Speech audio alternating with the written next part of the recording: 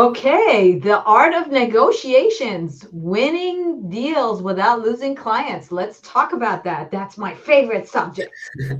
It's a very good topic. I have a lot of questions for you on this because I mean, you've been in the business for quite some time, so I'm sure a lot of agents who are watching this are going to be interested to know how exactly you can go about, winning deals and not You know, losing. my favorite thing to say about this Yes. is that negotiations in real estate is like playing poker.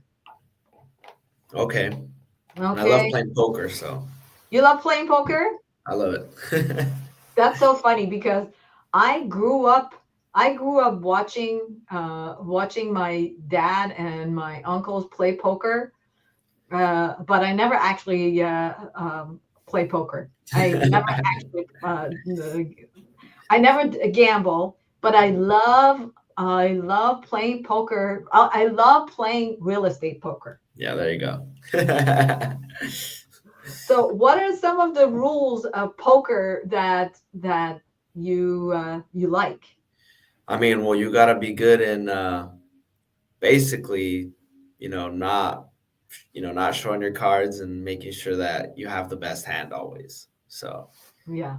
and knowing how much to push, and how much to lose and to go When to for. So fold, right? When to exactly, fold, when exactly. to push. I'll always keep your temper level. That Yeah, is, I would say, in negotiation, in any type of negotiation, keeping your cool is probably the most important thing, yeah. I right? mean, yeah. I mean, if you're angry or if you're upset about something or your mind is foggy, you're not gonna be able to make the right decision. So it's always good to be cool and collected when it comes to negotiating. So Right. Now, I don't know about real estate in other states, but at least in California, um, we have contingency periods, which basically means that the buyer, once the offer gets accepted, the buyer puts in an initial deposit, but that initial deposit is refundable if the buyer finds any reasons that makes them nervous about moving forward with the purchase. They can pull out, and their deposit is safe, and their deposit is refundable. So in reality, the only money that they will lose throughout the contract, at least until their contingencies are removed, any money that they lose is the money that they pay service providers to come in and do inspections and basically provide a service. yeah, Other than that, the good faith deposit that they put down is always refundable up until the point where they satisfy themselves throughout their due diligence, and then they remove their contingencies, and then at that point say, okay, now I'm satisfied myself, and beyond this point I am signing up to purchase this property and I will not back out. yeah, Up until that point, their initial deposit is always refundable. Now, why am I saying this? Well, what I'm saying this because a lot of the buyers that come in and want to purchase a property want to do their due diligence even before they write an offer and before they have acceptance. And so that's almost like putting the cart before the horse. yeah, And that's a huge turnoff to the sellers and sellers agents. yeah, So I think one of those tactics that buyers agents want to have is to educate their buyers and say that you really need to wait until you go under contract before you come up with a list of questions. Because if you have those lists of questions ahead of time before you go under contract, then and if there are multiple offers on a place, then you come across as a difficult buyer, and you turn off the seller for accepting your offer. yeah. And that could lose you a client if And that could lose you the property. Exactly. That yeah, could lose you the property. Right. yeah.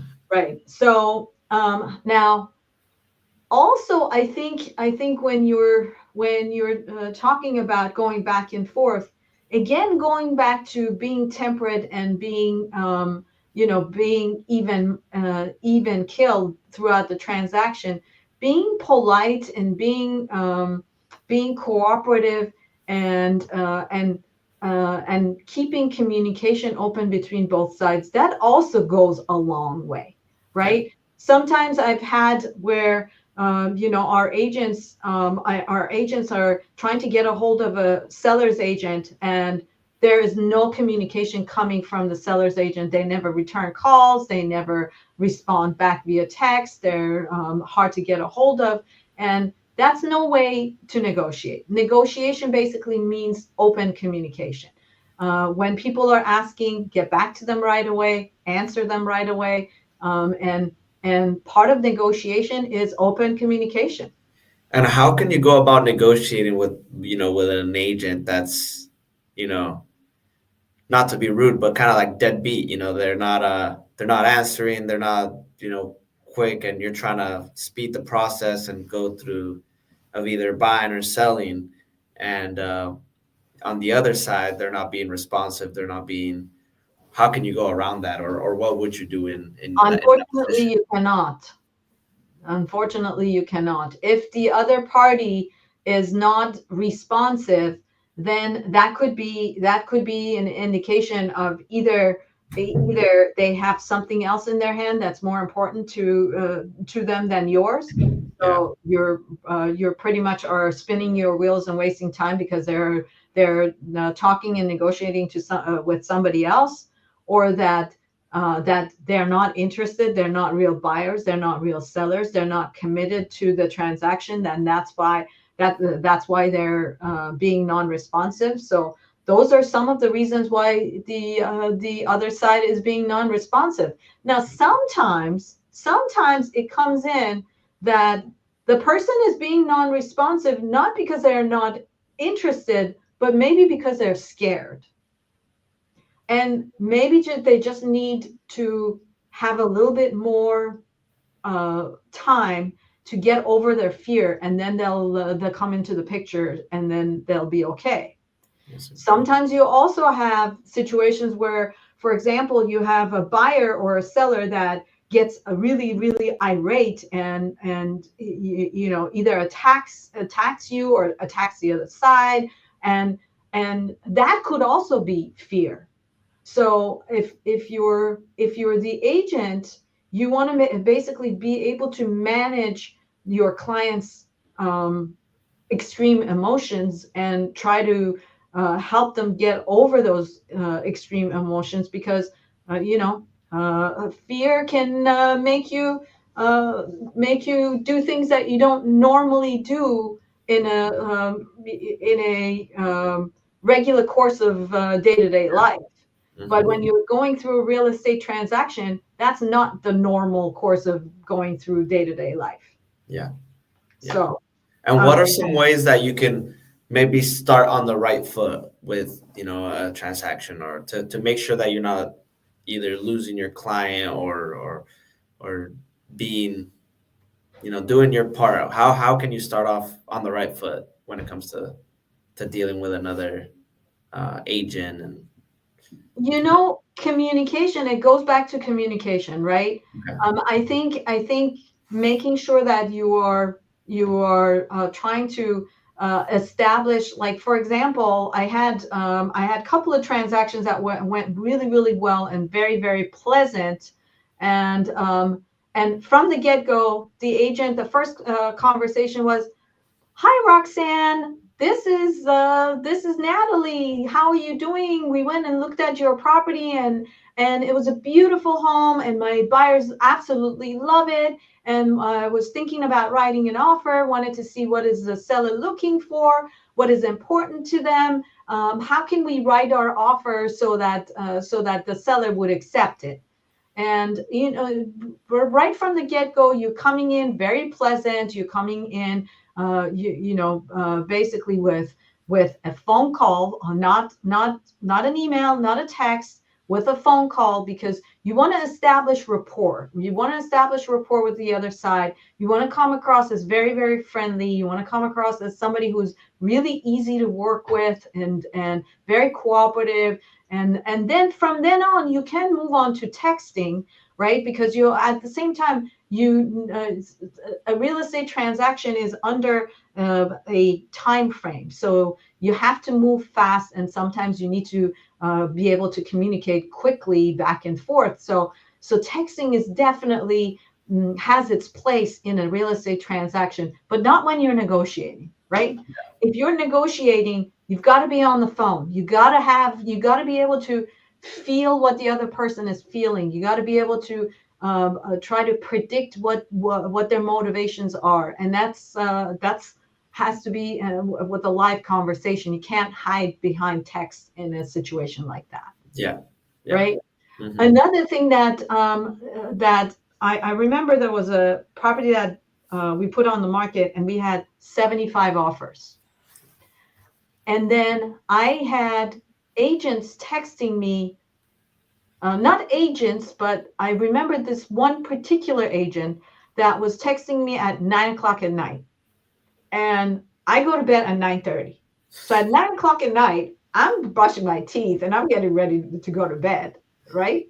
Yeah. So, and she's texting, and like waiting for like 2 minutes, and then 5 minutes, and then 10 minutes, and then sending another angry text that you're not answering me. I'm trying to serve my client, and I'm trying to get information, and at that point, what went through my mind is, do I really want to work with you? Yeah. I'm ready. I'm getting ready to wind down. I'm getting ready to go to bed. Do I want to put myself and subject myself to this conversation for possibly 30 days of dealing with this person, if this is their approach of how they are coming across? And they're going to become a part of my life and part of my client's life for 30 days. And will they be pleasant to work with, and will they actually close the transaction if this is how their approach? Yeah. Right. Yeah.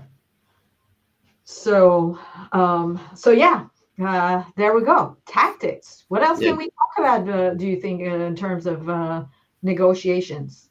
What about when it comes down to stuff already during the transaction? So let's say some prices that let's say you're on the listing side that your seller's not okay with, like request for repair, or an inspection comes back, or a certain report, and how can you negotiate that with the other agent? It's funny because we went on a listing appointment, and with one of our agents, and the potential client was a couple, and we were trying to explain that, look, when it comes to when you're setting up and preparing the house for sale, you want to set up the property so that it shows really, really well. And because at that point, and then the couple said, "Oh yeah, this is almost like you're getting ready to party." And so when they come in to look at the house, it's like they're gone to the party. They're really, really excited. They're having fun. They're going through the property, and they're enjoying it. Yeah. And then once they go on the contract, now it's the next day. And what do you get the next day after a really, really fun party? It's the hangover. It's the hangover stage. It's the hangover stage. So, and during the hangover stage, how do you feel? I would say kind of tired, or You have a probably headache. upset, headache. Yeah. You're out of energy. You generally feel miserable. Well, and it's funny because the couple was actually describing this to me, and this is so very true. They were saying, "Oh yeah, when, once you go under contract and you're in your hangover stage, now you're doing now the reality sits in, you're doing your inspection, you see what things are wrong, you see what the maintenance looks like on the place, you see the reality sets in on how much your payment is going to be per month. And sometimes it could be that you've been, if you're a first time buyer, up until that point you were renting, somebody else was maintaining the property. If you felt like the payment was too high, you would say, forget it, I'll just go back to mom and dad's house, and I'll move back in there, and I won't have any responsibility. But that's not the case once you buy. Yeah. Mm-hmm. Once you buy, you can't just say, oops, I'm done, I changed my mind, I'm gonna go back to mom and dad's house. You still have a responsibility for a mortgage that you've taken on, right? And how do you get to those buyers, when they're in that hangover stage and they're being maybe a little bit more difficult than when the transaction barely started? How do you deal with those clients?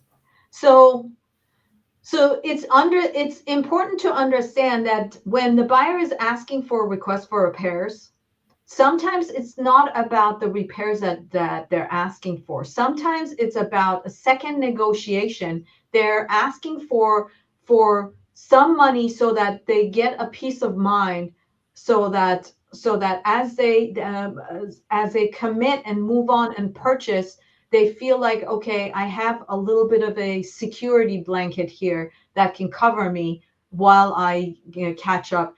And that's also important as a buyer to know that, yes, when you're making a major purchase, it's hard. You're going to have to make some sacrifices. You can't, now that you're a homeowner, you can't go to Starbucks every day and get your coffee, at $5-8 up every day, right? Or if you were buying a $200 pair of shoes, and now you have a regular mortgage, you're going to have to start buying some shoes at the discount store, because those are sacrifices that you need to make in order to be a homeowner, right?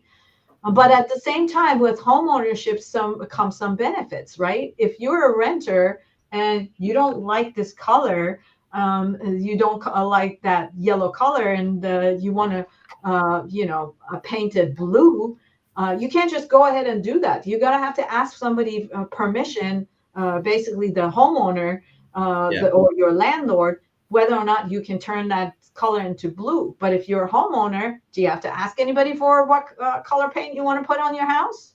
Nope.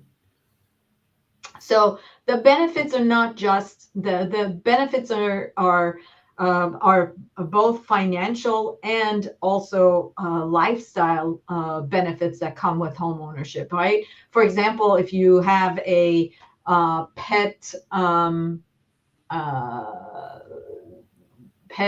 well, we can say pet rabbit, or we can say pet snake, right? In either case, if you're a tenant, you're going to have to ask permission for your landlord whether or not you can have a pet. And sometimes a pet rabbit or a pet snake or both are not allowed. If you're a homeowner and if your house is not in an HOA, then it's up to you what kind of a pet you can bring. Of course, you have to look at the society as a large. You can't bring a pet lion, for example, but but a Labrador is probably going to be just fine. Yeah. So those are also benefits of home ownership that you can't forget about. Yeah. So is this something that you would kind of talk to your buyers, kind of to ease their mind and tell them, so that they don't? Okay. Yep. Exactly. And of course, there's tax benefits to home ownership, right? You're a W-2 employee. Now you buy a house. Now now you've created a tax shelter for yourself, because you're paying interest on that property, right? And that interest will reduce your income, so you're paying less in income taxes. Yeah. Right? Or you buy a house today, 10 years from now, that house, let's say if it appreciates at 5% per year, and in 10 years, you've got a nice chunk of change in equity in the place that you wouldn't otherwise have. And Good point. you didn't have to like actively save. Just the fact that you were paying your mortgage, you were saving inside your house, Yeah. right? Mhm. So there is multiple benefits to home ownership that that we need to re-educate our young people to those. Even though you may say, well, but it's so hard. It's the houses are so unaffordable. Um, I don't remember the address, but it doesn't matter. When we closed on a house a couple of months ago, and I went and visited the new buyer, and he said he's 23 years old, and he said that once he graduated high school, he started working, going to school, and also saving his money. And he said, I saved and saved and saved, and then I got myself a good job, and then my parents also helped me with the down payment, and I was able to purchase this because I was determined to be a homeowner. Yeah. So I mean, that's some good things to always bring up to your buyers, and let them know that what they're doing is, at the end of the day, is something that that they'll it's like, it's worth and it's the worth it. sacrifice, right? So yeah. Yeah, yeah. Okay, very good. Well, there you have it. Is there anything else that you can think of that we need to tell our audience? I think we covered all a good amount of topics on stuff you can bring up to your buyers, clients, to help them, ease their mind, and also negotiating with other agents as well, and how to Negotiating with start. other agents. Yeah, and Yeah, how to start on the right foot. So hopefully, all these agents out there, can learn something new, and that they can do better in their deals. I think it's also really, really important to remember that we work together. There's always a buyer's agent and a seller's agent. So it's more of a uh, uh, Like a uh, team effort. partnership and a team effort rather than two adversaries that have to fight over to get something done. It's more of let's work together and basically make something happen between the buyer and seller and us as representatives for them. Yeah. And let's plug in the fact that we are a brokerage here in San Diego, California, and we're always looking for agents to join our brokerage. And we have lots of support that we can give, and lots of educational opportunities that we provide as well. So if you are an agent and you're thinking of opening, of joining an amazing brokerage that gives you lots of support, you can reach out to me, or you can reach out to Santi. Yep. Like that. And also, if you want to follow us on Instagram, or on Facebook, and if you want to reach out, if you want to check us out on our website, um, or send us an email. There it is. There it is. And if you are not local to San Diego, but you're an agent in another part of the country, we have meetings, we have virtual meetings that we hold every week, and would love you to be our guests so that we can get to know each other and we can send referrals to between each other, because we tell our audience that we sell real estate all over the country. And of course, we can't fly out to Massachusetts and sell there. But if we have a strong partner in Massachusetts, then we can connect them together. And this way we can help our clients both buy and sell all over the country. All Great. right. All You right. want Well, no, just thanks everyone for watching. If you're watching on YouTube, hit the like button, subscribe so you can see all our upcoming videos. We always have videos rolling out. So, and like like we said, we're here to help you guys, and feel free to join us. So, thank you so much, and have a great day. Thank you, everybody, for joining us, and make it a great day.